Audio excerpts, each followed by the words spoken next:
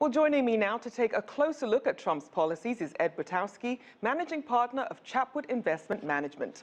Welcome to the show. Well, thanks for having me. Now, voters had been keenly awaiting some concrete economic policies from Trump, and this speech covered everything from tax reform, trade reform, regulatory reform, and energy reform. For you, what were the key takeaways? Well, I'll tell you, if you really look at what our economy looks like today, the only cure you're going to get to make this economy start to function again is cutting taxes. It sounds like, a page right out of the right-wing playbook, but it's the truth because we are really in stagflation. We're stagnant, we're not growing, and the only cure we have is going to be on the fiscal side by cutting taxes.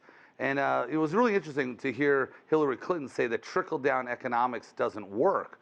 It actually does. If anybody took the time to look, when you have these tax cuts, you see increased revenue about a year and a half later. The question is, and what a lot of people talk about, is under President Bush, we actually did not see the net number because there was an increase in spending.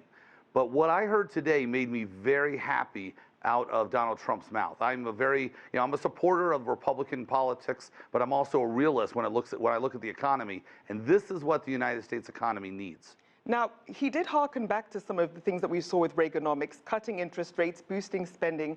But back then in the 1980s, that also sent the national debt sky high. So are we in any danger of then repeating history? Yeah, we are. There's no question about that. There will be a delay from the time we started, but we have no other choice. There's nothing left to be done.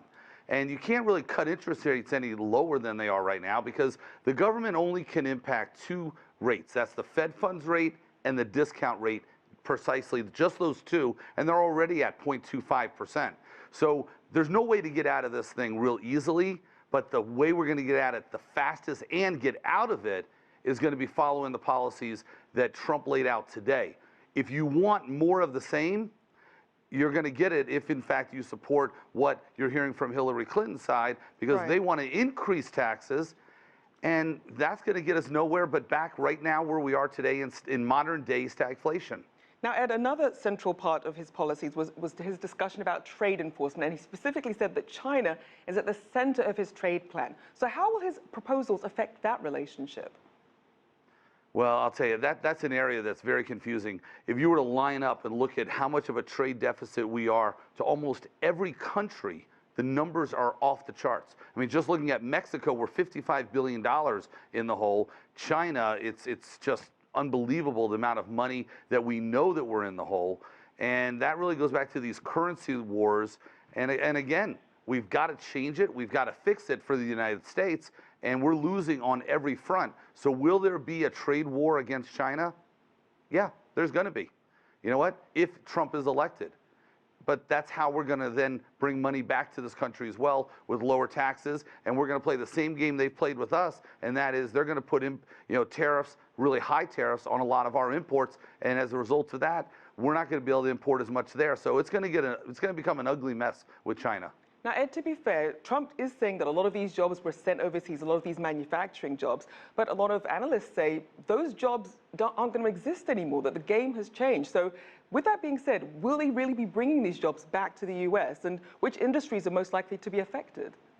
Yeah, when I hear that, I think about it often because we automatically think that this money is being held hostage in these countries and it's just dying to get back to the United States. But 95% of the world's population is outside of Canada and the U.S., so I wouldn't mind having a lot of my money right there in that local currency, right where the markets are that I want to be selling to. So the idea of us cutting the tariffs or cutting our tax rate and repatriating, bringing that money back, I have a hard time with that word, but bringing that money back into this country, we think we want to have all that money back, and we certainly do as shareholders, and we like to have that more than anything else as shareholders of the United States economy, but not all that money will come right back. Now, will those jobs exist? It depends on which ones we're looking at. We've become a service industry country, unfortunately, because we don't make a lot here. Cutting taxes, we'll start making a lot more here down the road. All right, we'll have to leave it there, but certainly lots more to discuss in the future. Thank you again for joining us. Ed Butowsky from Chapwood Investment Management.